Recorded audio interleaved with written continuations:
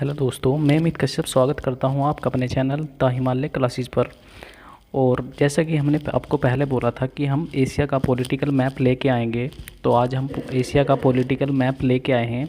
और इससे पहले हमने एक क्लास मैपिंग की हो चुकी है, जिसमें हमने पूरे वर्ल्ड को जो 7 महाद्वीप हैं उनको ड्राइव किया है नॉर्मल तरीके से। यदि आपने वो क्लास नहीं देखी तो प्लीज़ आप उसको देख लीजिए। सो स्टार्ट करते हैं आज का एशिया का पॉलिटिकल मैप। सो फ्रेंड्स, आज हम स्टार्ट करते हैं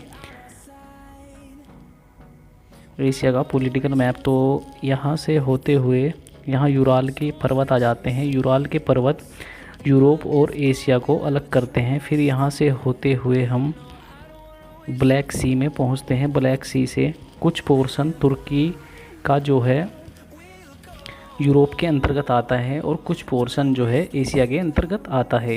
इसके अलावा कुछ पोर्शन जो है इजिप्ट का, मिस्र का कुछ पोर्शन एशिया के अंतर्गत आ जाता है। फिर हम यहाँ से सीधे चलते हैं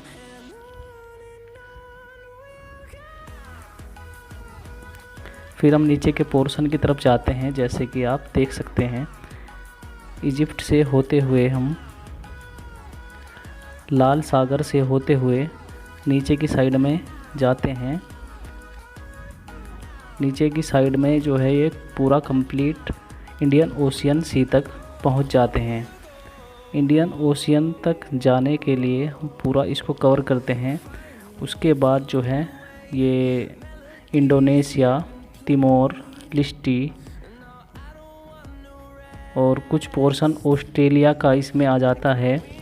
और यहाँ से ऊपर की साइड में ये जो पूरा इंडोनेशिया हो गया, वियतनाम हो गया, फिलीपींस हो गया, ये सब पूरा पोर्शन जो है एशिया के अंतर्गत आ जाता है। और ऊपर की साइड में फिर हम जापान और इधर से होते हुए ऊपर चलते हैं, जैसे कि आप पिक में देख रहे होंगे।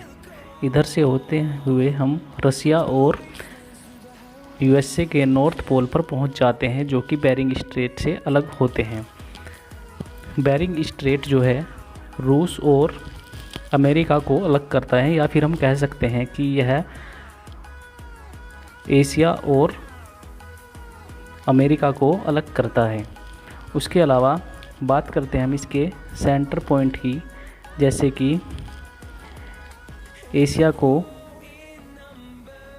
चारों दिशाओं में डिवाइड किया गया है, ईस्ट, वेस्ट, नॉर्थ और साउथ। इसको 4 दिशाओं में डिवाइड किया गया है।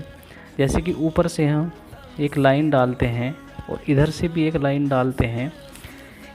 इसमें जो है ये रूस जो है नॉर्थ एशिया के अंतर्गत आ जाता है। और इधर वाला जो पोर्शन है ये ईस्ट एशिया, और इधर वाला जो पोर्शन है ये वेस्ट एशिया के अंदर आ जाता है। और जो नीचे वाला पोर्शन है ये साउथ एशिया के अंदर आ जाता है, जिसमें इंडिया भी इसके अंतर्गत आता है। जैसे कि नीचे वाले पोर्शन है साउथ एशिया, यानी कि जिसको हम सार्क भी बोलते हैं। सार्क के अंदर इंडिया, पाकिस्तान और अफ़गानिस्तान, नेपाल, भूटान और बांग्लादेश, श्रीलंका, ये सभी देश आ जाते हैं। इसके अलावा बात करते हैं आसियान की। तो आसियान का इधर वाला जो पोर्शन होता है इसमें ये वाले देश आ जाते हैं, जिनमें एशियान की फुल फॉर्म होती है association of south east Asian nation. इसमें जो है 10 देश आते हैं। इसके अलावा बात करते हैं सेंट्रल एशिया की। तो जो सेंट्रल एशिया है उसके अंतर्गत 5 देश आते हैं, जिनमें कजाकिस्तान, जिनके अंतर्गत आ जाते हैं 5 देश, कजाकिस्तान, तुर्कमेनिस्तान और तजाकिस्तान और उज़्बेकिस्तान। ये 5 देश हम इसमें लेते हैं। एक बार और रिपीट कर देता हूँ, उज़्बेकिस्तान, तुर्कमेनिस्तान, ताजिकिस्तान, किर्गिस्तान और कजाकिस्तान। ये 5 देश जो है सेंट्रल एशिया के अंतर्गत आ जाते हैं। रूस इसमें नॉर्थ एशिया में आ जाता है और चाइना जापान और ये इधर का जो पोर्शन है उसमें आ जाता है ईस्ट एशिया के अंतर्गत। सो फ्रेंड्स, आपको पता चल गया होगा कि ईस्ट एशिया में कौन से देश आते हैं, मिडिल एशिया में कौन से देश आते हैं, और नॉर्थ एशिया में कौन से देश आते हैं, और साउथ एशिया में कौन से देश आते हैं। इसके अलावा एशिया से बहुत ज़्यादा महत्वपूर्ण क्वेश्चन बनते हैं, जैसे कि चीन का शोक किस नदी को कहा जाता है? तो इसका नॉर्मल सा आंसर है हवांगो नदी को चीन का शोक कहा जाता है। इसके अलावा 1971 ईस्वी से पूर्व बांग्लादेश किस नाम से जाना जाता था? तो इसका नाम है पूर्वी पाकिस्तान। अराकोन योमा पर्वत कहाँ स्थित है? तो अराकोन योमा पर्वत बांग्लादेश के अंतर्गत आ जाता है। इसके अलावा और भी एशिया के इम्पोर्टेंट क्वेश्चन है, जैसे कि सबसे शुष्क स्थान कौन सा है? तो इसका राइट आंसर है जेको के बाद इसका राइट आंसर है। और एवरेस्ट को नेपाल में किस नाम से जाना जाता है? सागर माथा नाम से जाना जाता है। एशिया और यूरोप में स्थित देश कौन से हैं? तो एक तो हमने बताया है तुर्की जो है एशिया और यूरोप के अंतर्गत आता है, और दूसरा देश है रूस। रूस जो है एशिया और यूरोप के अंतर्गत आता है। इसके अलावा एशिया का सबसे गर्म नगर कौन सा है? इसका राइट आंसर है जेकोबाद, जो कि पाकिस्तान में स्थित है। एशिया का सबसे गर्म स्थान कौन सा है? जेकोबाद, जो कि पाकिस्तान में स्थित है। और एशिया का सबसे बड़ा द्वीप कौन सा है? बोर्निया द्वीप। एशिया का सबसे बड़ा रेलवे स्टेशन कहाँ पर है? तो इसको बोलेंगे पेचिंग, जो कि चीन के अंतर्गत आता है। एशिया का सबसे लंबा रेल मार्ग ट्रांस साइबेरियन रेल मार्ग है। और एशिया का सर्वाधिक सुख स्थल अदन है, जो कि एशिया के अंतर्गत आता है। एशिया की आबादी कितनी है? तो पूरे विश्व की लगभग 60% आबादी एशिया में निवास करती है। इसके अलावा एशिया को उत्तरी अमेरिका से पृथक करने वाली जल संधि कौन सी है? तो वो है बेरिंग जल संधि, जो कि हमने अभी बताई थी आपको। और नेक्स्ट क्वेश्चन है, एशिया महाद्वीप की देश का क्षेत्रफल सबसे अधिक किस देश का है?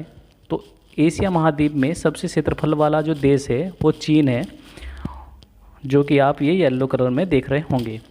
और एशिया महाद्वीप के प्रमुख श्रेणी कौन सी है? तो हिंदुकुश, हिमालय, काराकोरम और क्यूनुल और तियनशान इसकी ये एशिया की प्रमुख श्रेणी है। इसके अलावा एशिया में क्षेत्रफल की दृष्टि से सबसे छोटा देश कौन सा है? तो एशिया में क्षेत्रफल की दृष्टि से सबसे छोटा देश मालदीव है, जो कि आप नीचे देख रहे होंगे। इसके अलावा एशिया में क्षेत्रफल की दृष्टि से सबसे बड़ा देश कौन सा है? तो एशिया में क्षेत्रफल की दृष्टि से सबसे बड़ा देश चाइना है, जो आपको येलो कलर में नज़र आ रहा होगा। इसके अलावा एशिया में बहने वाली सबसे लंबी नदी कौन सी है? तो एशिया में सबसे लंबी बहने वाली नदी यांगटीसी कियांग है, जो कि चीन के अंतर्गत आती है। सभी नदियाँ हम जो नेक्स्ट क्लास हमारी होगी उस क्लास में हम फिजिकल मैप ऑफ एशिया का पढ़ाएंगे। आज तो हमारा political map of Asia complete हो जाएगा, फिर फिजिकल मैप ऑफ एशिया हम लेके आएंगे। इसके अलावा और क्वेश्चन कैसे बन सकते हैं एशिया में? एशिया में विश्व का सबसे अधिक जलयान बनाने वाला देश क्या नाम है? तो सबसे अधिक जो जलयान बनाता है तो वो देश है जापान। जापान आपको नज़र आ रहा होगा इधर की साइड में, राइट साइड में। एशिया में विश्व का सबसे ऊंचा पठार कौन सा है? पामीर का पठार एशिया का सबसे ऊंचा पठार है। इसके अलावा एशिया में विश्व का सबसे ऊंचा पर्वत कौन सा है?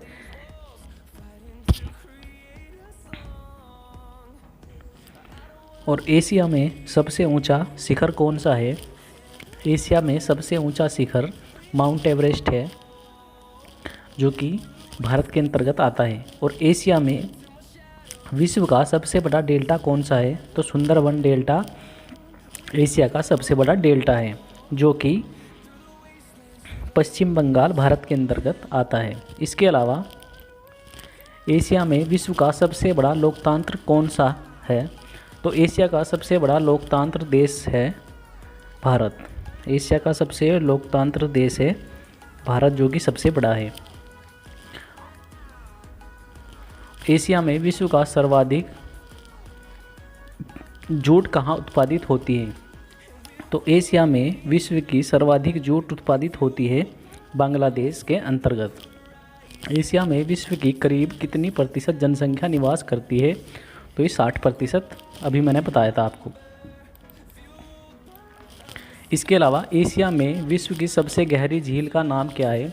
तो एशिया में सबसे गहरी झील का नाम है बैकाल झील, जो कि रूस के अंतर्गत आती है। और एशिया में सबसे अधिक गहरी कौन सा सागर है? तो एशिया में सबसे गहरा सागर है मर्त सागर। एशिया में सबसे घना बसा द्वीप कौन सा है? तो जावा द्वीप सबसे घना द्वीप है। एशिया में सबसे लंबी नदी कौन सी है? यांगसी कियांग सबसे लंबी नदी है। एशिया में सर्वाधिक जल विद्युत का विकास हुआ है जापान के अंतर्गत। एशिया में सर्वाधिक वर्षा वाला स्थान कौन सा है? तो एशिया में सर्वाधिक वर्षा वाला स्थान मोसिनराम है, जो कि मेघालय के अंतर्गत आता है और ये इंडिया में है। इसके अलावा एशिया में स्थित विश्व का सबसे बड़ा प्रायद्वीप कौन सा है? तो अरब प्रायद्वीप सबसे बड़ा प्रायद्वीप है, जो कि इंडिया के अंतर्गत आता है। और एशिया में स्थित विश्व की सबसे गहरी झील कौन सी है? तो बैकाल झील एशिया की सबसे गहरी झील है, जो कि रूस में आती है। इसके अलावा एशिया में सर्वाधिक चाय वाला उत्पादक देश कौन सा है? तो एशिया का सर्वाधिक उत्पादक देश चाय के अंतर्गत चीन को माना जाता है। इसके अलावा एशिया शब्द की उत्पत्ति किस भाषा में हुई थी? तो एशियन भाषा के आंसू शब्द से एशिया की उत्पत्ति हुई थी। एशिया की उत्पत्ति आंसू शब्द से हुई थी। और नेक्स्ट क्वेश्चन की बात करते हैं। कम्यून कृषि किस देश में की जाती है? तो इसका राइट आंसर है चीन में। चीन में जो है कम्यूनिट कृषि की जाती है। इसके अलावा काठमांडू घाटी किसके लिए प्रसिद्ध है? तो प्राकृतिक सौंदर्य के लिए प्रसिद्ध है काठमांडू। और ये किसके अंतर्गत आती है? ये भूटान के अंतर्गत आती है। जैसे कि आप पिक्चर में देख रहे हैं, ये है भूटान यहाँ पे। इसके अलावा किस देश का सागवान संसार में सर्वश्रेष्ठ माना जाता है? जो कि सागवान है, तो वो म्यांमार का सागवान जो है सबसे प्रतिष्ठित माना जाता है। इसके अलावा किस देश को पूर्व का मोती कहा जाता है? तो श्रीलंका को पूर्व का मोती कहा जाता है। किस देश को पैगोडा का देश कहा जाता है? तो म्यांमार को पैगोडा का देश बोला जाता है, क्योंकि यहाँ पैगोडा की भरमार है। क्षेत्रफल की दृष्टि से एशिया का सबसे बड़ा एवं सबसे छोटा देश कौन सा है? तो क्षेत्रफल की दृष्टि से एशिया का सबसे बड़ा देश चीन है और एशिया का सबसे छोटा देश मालदीव है, जो कि नीचे आप शो कर रहे होंगे। इसके अलावा आगे बात करते हैं, चीन का मैनचेस्टर किसे कहा जाता है? तो चीन का मैनचेस्टर शंघाई को कहा जाता है। चीन का सबसे बड़ा शहर पतन कौन सा है? तो शंघाई सबसे बड़ा शहर और पतन यानी कि सी पोर्ट है। चीन की किस नदी को पीली नदी के नाम से जाना जाता है? तो होंगो नदी को चीन की पीली नदी के नाम से जाना जाता है। चीन की राजधानी तो आपको पता है बीजिंग है। इसके अलावा चीन के अधिकतर लोग किस धर्म को मानते हैं? तो चीन के अधिकतर लोग जो है बौद्ध धर्म को मानते हैं। और जापान का मैनचेस्टर ओसाका को बोला जाता है। और जापान की जनसंख्या लगभग 13 करोड़ है और जापान की राजधानी टोक्यो है। इसके अलावा जापान को प्रायद्वीप किस देश में है? तो श्रीलंका में। जाफना प्रायद्वीप किस देश में है? श्रीलंका में। इसके अलावा ताइवान की राजधानी ताइपे है। और ताइवान कहाँ स्थित है? यह चीन से सटे एक द्वीप पर स्थित है और चीन का राष्ट्रवादी गणराज्य है।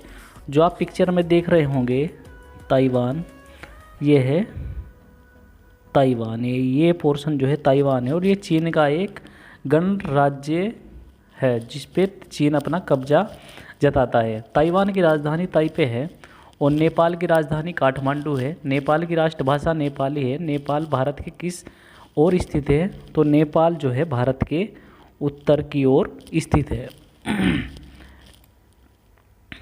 इसके अलावा पशुपतिनाथ मंदिर किस देश में है? तो पशुपतिनाथ मंदिर भूटान में है। और पाक जल संधि किन देशों के बीच हुई है? तो श्रीलंका और भारत के बीच पाक जल संधि हुई है। पाकिस्तान का क्षेत्रफल लगभग कितना है? तो पाकिस्तान का जो लगभग क्षेत्रफल है 8 लाख वर्ग किलोमीटर है। पाकिस्तान का सबसे बड़ा शहर कराची है। इसके अलावा बांग्लादेश की राजधानी ढाका है। बांग्लादेश की राष्ट्रभाषा बांग्ला है। बांग्लादेश के अधिकतर लोग किस धर्म को मानते हैं? इस्लाम को। बांग्लादेश के सोनार बांग्ला किस फसल को कहा जाता है? तो सोनार बांग्ला, ये इंपॉर्टेंट क्वेश्चन है, सोनार बांग्ला जो है जूट को बोला जाता है, जो कि बांग्लादेश के अंतर्गत आती है। बहू किस देश की निवासी है? तो अरब सागर की। और बी मरुस्थल कहाँ है? तो ये मंगोलिया में। अच्छा, भूटान की जनसंख्या कितनी है? 1,75,00,000 भूटान की जनसंख्या है। भूटान की राजधानी है थिम्पू। और भूटान की सबसे ऊंची चोटी है कुकागंडी। भूटान की स्थिति है, भूटान भारत के पूर्व में स्थित है। इसके अलावा भूमध्य सागर को लाल सागर से कौन सी नहर जोड़ती है? तो स्वेज सागर इसको जोड़ती है। महात्मा बुद्ध का जन्म लुम्बिनी किस देश में है? तो ये नेपाल में है। महात्मा बुद्ध का जन्म जो है नेपाल में हुआ था। इसके अलावा बात करते हैं विश्व का एकमात्र हिंदू देश कौन सा है? तो विश्व का एकमात्र हिंदू देश नेपाल है। विश्व का सबसे बड़ा महाद्वीप कौन सा है? विश्व का सबसे बड़ा महाद्वीप एशिया है। और विश्व का सर्वाधिक डाकघर वाला कौन सा देश है? भारत। और विश्व की छत के नाम से कौन मशहूर है? पामीर का पठार, जो कि तिब्बत के अंतर्गत आता है। इसके अलावा विश्व की सबसे ऊंची चोटी माउंट एवरेस्ट है, जो कि एशिया में है। और विश्व की सबसे बड़ी झील का नाम क्या है? तो इसका नाम है कैस्पियन सागर, जो कि आप पिक्चर में देख रहे होंगे, कैस्पियन सागर। इसके अलावा श्रीलंका की प्रमुख भाषा सिली है। श्रीलंका की राजधानी कोलंबो है।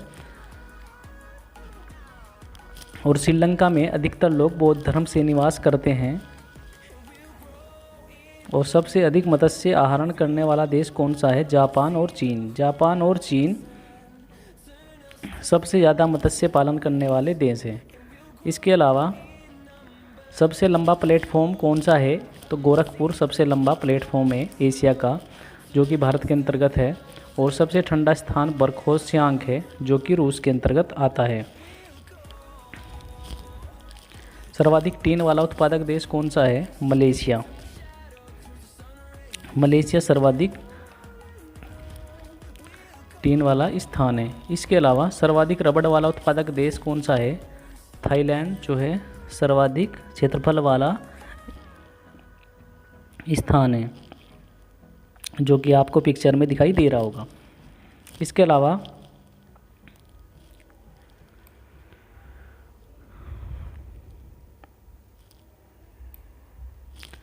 सिखों का प्रमुख धर्मस्थल ननकाना साहिब कहाँ स्थित है? तो ये लाहौर के निकट पाकिस्तान में स्थित है। सर्वाधिक लंबी तटीय सीमा किस महाद्वीप की है? तो एशिया महाद्वीप की सबसे लंबी तटरेखा है। तो फ्रेंड्स, ये थी आज की क्लास। अगर यह क्लास आपको पसंद आई हो तो लाइक कीजिए, शेयर कीजिए। और यदि आप हमारे चैनल पर पहली बार विजिट कर रहे हैं तो सब्सक्राइब कीजिए, जिससे हमारे चैनल की सभी नोटिफिकेशंस आपको मिलती रहे। इसके अलावा हमारी डेली करंट अफेयर्स होती हैं। अगर आपने नहीं देखी तो प्लीज़ प्लेलिस्ट में जाके देख लीजिए और हमारे चैनल को सब्सक्राइब कीजिए। Thank you.